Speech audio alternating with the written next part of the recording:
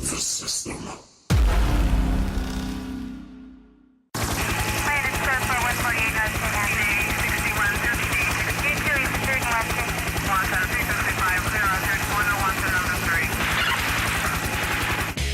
How you doing? Getting beat up by 9 guys in Syracuse, to me, there's not a whole lot of shame in. This is the Heel to the Face podcast with your hosts, Jared Wicks and Brandon Icebreaker Clements. Tweet us using the handle at Heel to the Face. Woo! Woo! Woo! Woo! Woo! Woo! The bell is rung, so let's step in the ring with your hosts, Brandon and Jared.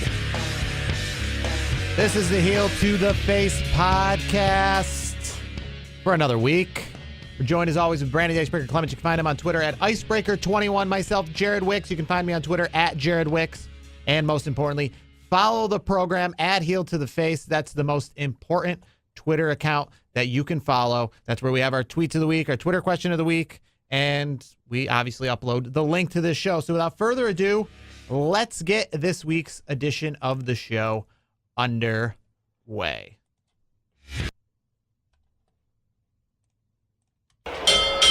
Ladies and gentlemen, this is the main event of the evening with a 20-minute time limit. So first things first, we'll get that little bit cleaned up on our next show. But most importantly, the first thing I have to say of actual importance is 2 words, and nobody expected it. Nobody's saying full time, folks. He's back. Oh, come on. Stop. Brock needs to stay the hell away. Oh, by the way. Were you expecting that? No, I wasn't. I was not at all. Not at all. And you know what? If Brock Lesnar ever came back, I was not. And it makes you wonder when you see him come back so soon. I mean, great. It was such a surprise, but wondering like, well, then why'd you take the belt off from the beginning? If he can show up a month later, you can't get him to defend the belt when he's the champion, but now all of a sudden you take the belt off him and he can show up the next pay-per-view. And he just shows up. I think the way creative did that, it was kind of, what do we call that, a cop-out? So Roman Reigns stays champion by default, but Braun Strowman doesn't get a loss. It's a contest. That, to me, that's a cop-out. It's like, okay, let's be honest. They definitely rigged that door. There's no way Brock Lesnar's kicking that door in one kick and breaking the thing down. Well, everything is rigged. And what did you think of the red cell? I liked it. Here's my problem with the red cell. And I kind of, this is just a problem, I guess, whether it be TV or in person. I just feel that, especially if you're there in person and you don't have the inside the cell look, it doesn't look like it'd be easy to see through. Yeah, I mean, the paint looks pretty thick. And if you're up in the upper deck and you're trying to see into the cell, it doesn't look like the most ideal thing to have to see what's going on if you're in the stands. I mean, from that perspective, yes, it's probably not good for the live audience, definitely. And you know why it's red? Why would you say it's red? I'll tell you why I think it's red. Why do you think it's red? That's a good question. I'll tell you why I think it's red. Because I think that WWE is trying to, what did they do with the words on the screen and the graphics? They're trying to like cheapen up where they're like, hey, how can we make this look like a bloody, violent contest without it being a bloody, violent contest? So they made the cell red. That makes sense. So you look at it and you're like, it looks like it's a blood red. It's a blood red. It's a blood red, yes. So it looks like it's like covered in blood.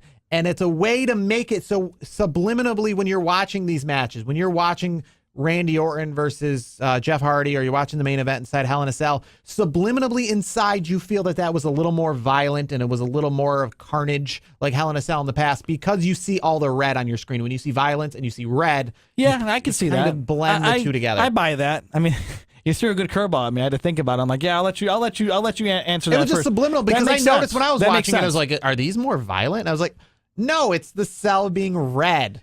Yeah, here's the thing. It's an added element. It's like the graphics on the screen. You're like, was that entrance cooler? You're like, they added fake coolness to there it. was a little bit of blood. Not much. I thought the grossest thing I've ever seen in my life was... I have to say, that was straight out of the Attitude Era. I know where you're going with that. The screwdriver into the ear, in the ear hole.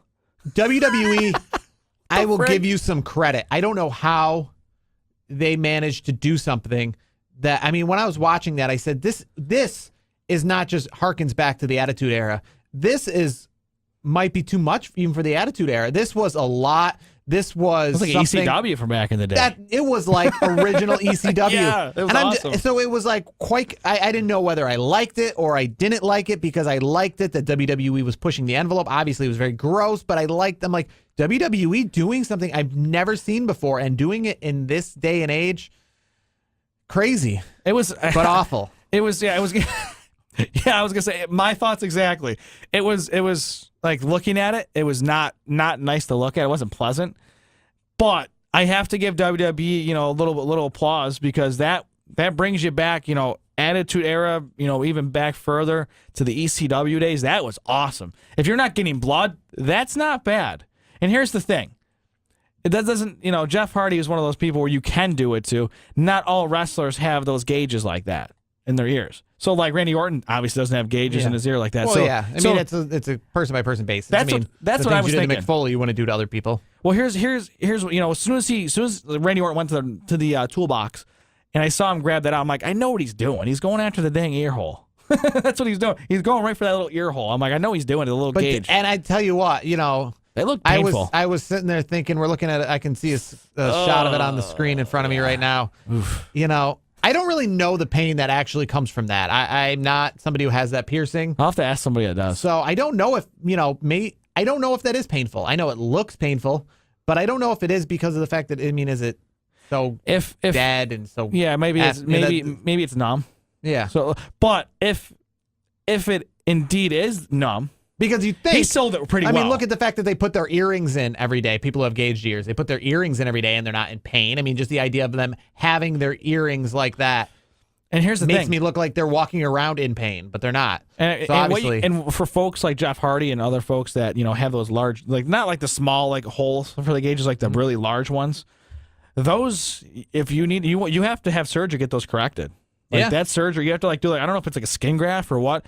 I know somebody that did that, and I'm like, man, you did that. You had your the ear hole was on the screen. I'm like, it's like a quarter size. Yeah. I'm like, not my thing, but hey, to each his own. Definitely not my thing. No, I don't even have pierced ears. Number one, but I mean, I've had pierced ears before, and I thought about going the gauged route. But when I mean the gauged route, I mean like a pinhole, just about, like where you could buy the rings to make it look like it was gauged, and it wouldn't even be gauged. Like where it just had look like little hubcaps. Yeah. And there would be no actual space, just so I didn't have like a diamond ring or a ring. Yeah, I ended up just getting a diamond, ring. And then they're like, okay, well, you would need like 2 steps to get it to I don't know, the smallest gauge. Then I never just did. And then you work it out. I know people that it takes years to get to those, the biggest they do. It's not like you wake up one day and your ear, the little, the right in your earlobe, it goes to a size of a quarter. I know people that it took them years and years. They kept, every so often they would go up another size, another size, another size. I mean, I'll have to ask because I know a lot of people that have had them over the years. I'm gonna take a shot in the dark and say I don't think anyone's ever had that happen. Had the screwdriver twist their ear and everything. I don't think anyone's ever had that done. That's never somebody probably has in their life. Not in WWE. Yeah, probably not in WWE. But I don't think anybody I know. Maybe they did, but maybe it was a prank when they were drinking or something. But that to me, if Jeff Hardy, if that was numb, and Jeff Hardy really didn't feel it, he sold that like hell. Oh yeah, he sold that well. So to me, either it really legitimately hurt. That was a great match. I mean, the night ended and started with good matches. Yeah, I was entertained. Yeah, I thought the show was decent from start to finish. I was very happy with Becky Lynch winning. That was great. Wait, is that the match we disagreed on? We'll have to go back in the record book there. Yeah, we'll have to check it out because I know I picked Becky, so I know we agreed on every other. I think so, probably. I think that was. That the sounds only about match. right. And I heard at the event that non-favoring Charlotte signs were confiscated. What is your opinion on confiscating of signs? That's not cool. That's not right. You're giving the voice of the universe, WWE universe. You're shutting their voice off. You promote oh, WWE, let us know how you feel.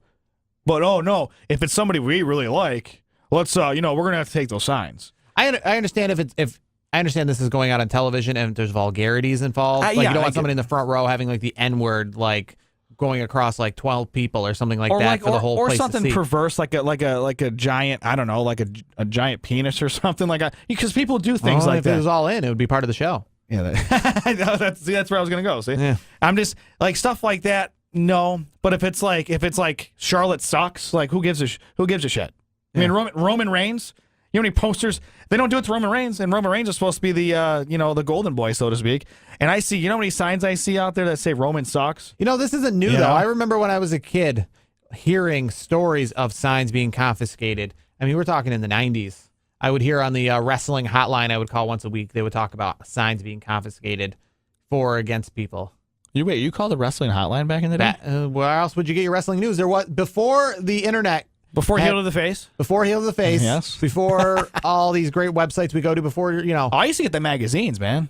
Well, I mean, yeah, the magazines were cool, but they only came out once a month and they cost money. I mean, I'd go to the store and read them at the store. That's what I'd either sucker my mother or father, like when we were at like the pharmacy or whatever, to get the magazine, or like I'd say, Mom, all right, go do your shop and I'll be over here. That's what I did. And we would go to the local grocery store. She'd go around the circles, and I would go to the wrestling or it was a whole like a Sports Mad Illustrated magazine, Sports Illustrated, wrestling magazines. Get my fix. And I'd sit there, I'd read them all, and then by the time I was done reading them, it's time to go. And you know what? And I'm glad we're talking about that because I watched one of my. It's actually one of my favorite movies. A lot of people probably don't even know it unless you're a wrestling fan. You've probably seen it. Ready to Rumble. Yes. Great movie. I'm just saying. Great movie. I love that movie. It's awesome because it's about WCW and WCW is now defunct, obviously. Yeah. But it's cool because you get to see like Booker T, you see Goldberg, DDP. It was just, to me, it was cool. Like I like that movie's 20 years old now. It led to an actual real life Ready to Rumble match with David Arquette as your champion. It did. And to me, I mean, I'm not going to say it would win any movie awards, but like it's like it's like I don't think anything David Arquette's ever been in would win any movie awards. Yeah, probably not. Hey, what's his name? Scott Conn. He's pretty good. The other main character partner in it. Yeah, his partner in it. His friend. His buddy. I mean, he's a good actor. His father was a really good actor, but I honestly, it's one of those, we all have like a guilty pleasure movie. Like nobody like a lot of people are like, that movie sucks. How do you like it? That's like one of my movies because like anyone I talk to about it that's not a wrestling fan, they're like either they don't know what it is or like, wait, you like that movie? I'm a wrestling fan. My guilty pleasure is Jingle All the Way. That's my favorite Christmas movie. You would. It's actually not a bad movie. I don't mind it. It is a really bad movie. It's a dumb movie. Yeah, but it's good though. It's good it's a good Christmas movie. It's good when you're just like there's nothing to do. Kill time. It's a brainless, thoughtless. You just sit there. Stupid. You could pinpoint every stupid thing out of it. I just love how nonsensical it is. You just go, yeah. You just like zone out. It's like, to me, it's almost like watching like Beavis and Butthead back in the day. I just love how stupid it is. One thing I love about any Arnold Schwarzenegger movie, especially when he plays like a normal person, where he's like a regular Joe and it's not an action movie, is that he has a like family with kids and he has this thick Austrian accent, yet his kids don't sound anything like him, or his wife doesn't sound anything like him. And he's this big, thick Arnold Schwarzenegger looking dude, and he sells mattresses for a living on a phone hotline. I love it. It's just so stupid. Yeah, but it's funny. I love that though, because if you think about it, he could have been his kid sounds like he could be a transplant from there to here though. Like I've seen a lot. There's a lot of families. Well, he's got kids in this Jingle All the Way, and his kid sounds nothing like. Oh yeah. I mean, what? Yeah, but a lot of things, like a lot of folks that like weren't born in the United States, like they come here, and they still I know people that are from like say Italy, and they speak English well, but you can see that rough like Italian accent, and they still clearly can speak the Italian because that's where they're from. Their kids, they speak New York, they speak like a New Yorker. So to me, it's more of a, to me, it actually makes it sound like, okay, what's the word? Immigrated here? Yes. Is that the right word? That'd be the word, Immigrate, something like that? Immigrated here, yes. Yeah, immigrated here from Austria and then found a family, he had a family. That's the way I look at it. Speaking not of Arnold Schwarzenegger, Rusev Day broke up on SmackDown this week. What is your opinions on finally the end of Rusev Day, Aiden English? I feel like I feel like we kind of touched on it like a previous episode recently. That we were like, all right, when's it gonna end? Yeah, I mean, we've been wondering that probably for a little while now. Now I'm glad it's over. I'm ready to see what they do with Aiden English. Unfortunately, I think we're gonna see like him have this feud with Rusev for a little bit, and then I could see Aiden English kind of adios amigo. Did you like the fact that SmackDown went off the air with Charlotte and Becky Lynch? Like, was that a big culminating? I feel like SmackDown's been doing that a lot lately. I feel like Raw's done it a few times. I feel like WWE is really like pushing the envelope of wanting to like every other show go off the air with women. Yeah, I mean that's part of the women's evolution, so to speak. I think a They're lot trying of, to hype up that pay-per-view. Yeah, that's what they're which doing. is the next pay-per-view on the calendar. If I'm not, no, correction, Super Showdown. I guess is Super Showdown, then the Evolution. So Yeah. they're pretty. I know they're pretty close together. So, but I think that it's partly because of that women's evolution. Plus, I mean, if you look at the card and you look at how SmackDown, we'll just since we're on SmackDown, we'll talk SmackDown. I think that's like the hottest thing on SmackDown right now. I mean, the whole AJ Styles and Samoa Joe. That's good.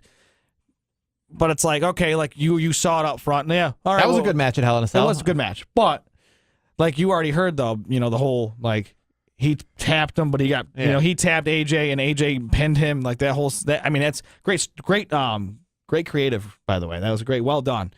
But then you hear Paige like, yeah, you'll get him in 3 weeks at Showdown.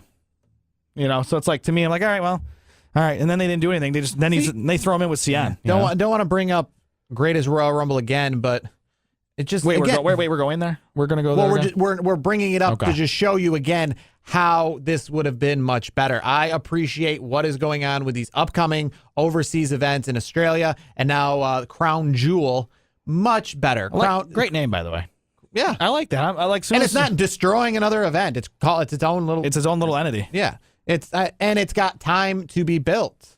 Yes. They're not here, putting it up at WrestleMania, and they're not saying in 2 weeks like that nonsense that we got with the Greatest Royal Rumble. That to me, they should have done that the first time. This Crown Jewel is what should have been. It should have been the Greatest Royal Rumble. Should have been the Greatest Royal Rumble. Agreed. It should have been. They should have just called it Crown Jewel.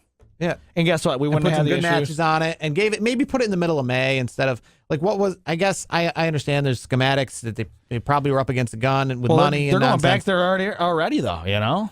That's I knew they were being told they were going to go back there. I didn't realize it was going to be that quick. Though. I didn't think it was going to be twice in the calendar. I thought it'd be like once. I think I heard it was.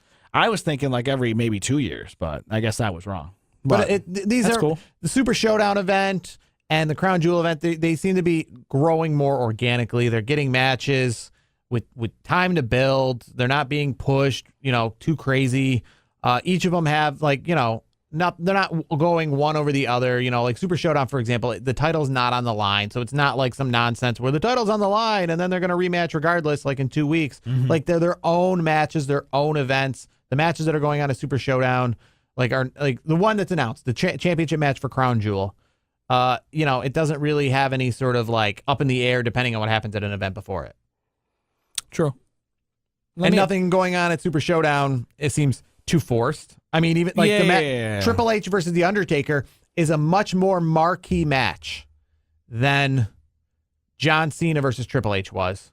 Or fair enough. Or who Undertaker he fought Rusev in a casket match.